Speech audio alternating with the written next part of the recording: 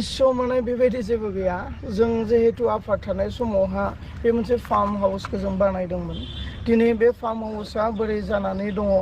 मा दङ बेहाय जों बेखौ उदिस लानो फैदों खबर लानो फैदों लोगोसे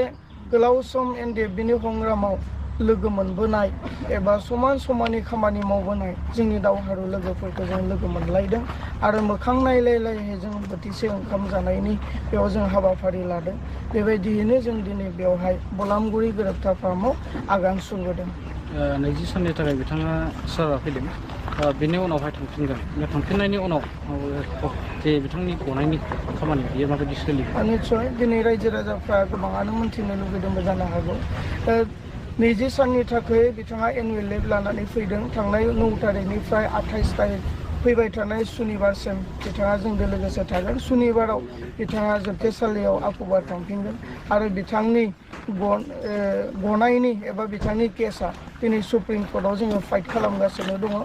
थांनाय डिसेम्बरनि 18 तारिखआव जि मोनसे जोङो बेल हियारिं डेट मोनदोंमोन बे डेटआवहाय जे बे पर्यायाव बिथांखौ बेल होनो हाथ'नाय पर्या नङा होननानैहा सुप्रिम कर्टआ जोंनो राय होदोंमोन आरो फैबाय थानाय सेप्तेम्बरावहा जोङो डेट मोनफिननो थांगासिनो फैबाय थानाय सेप्तेम्बराव बेवहाय आरोबाव बेल हियारिंआ जागोन दिनैसिमाव बेसेबांसो आवगायखो बे सारनि केसा उदां अख्राङाव फैनो थाखाय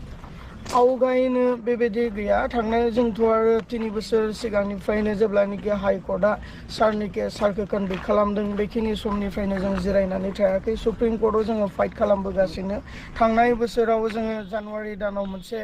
जोङो बेल हियारिं मोनदोंमोन खनसेयावनो 8 मास पस्टपन जानानै नभेम्बरनि 29 तारिखआव थांदोंमोन आरो जेब्लानोखि नभेम्बरनि 29 तारिखआव बेल हियारिंआ जादों आरो पस्टपन खालामनानै डिसेम्बरनि 18 तारिखआव थांदोंमोन आरो डिसेम्बरनि 18 तारिखआव दिनैनि नैबे पर्यायाव बेल होनायनि मोनसे सम्भाबना गैया होननानै बेक खालामनानै फैबाय थानाय सेप्तेम्बर बे बोहैथि बोसोरनिनो सेप्तेम्बर दानावहाय मोनसे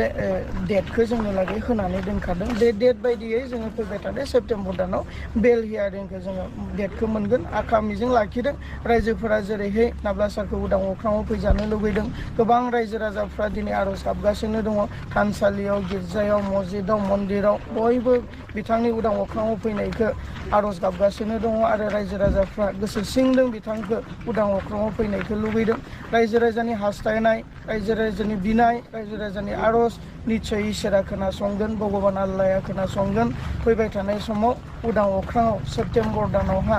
जे बेल हियारिं दङ बेयाव जों मोजां फिथाइखौ मोनगोन आरो उदां अख्राङाव फैनो हागोन बेखौ जोङो मिजिंथिनानै नेनानै दं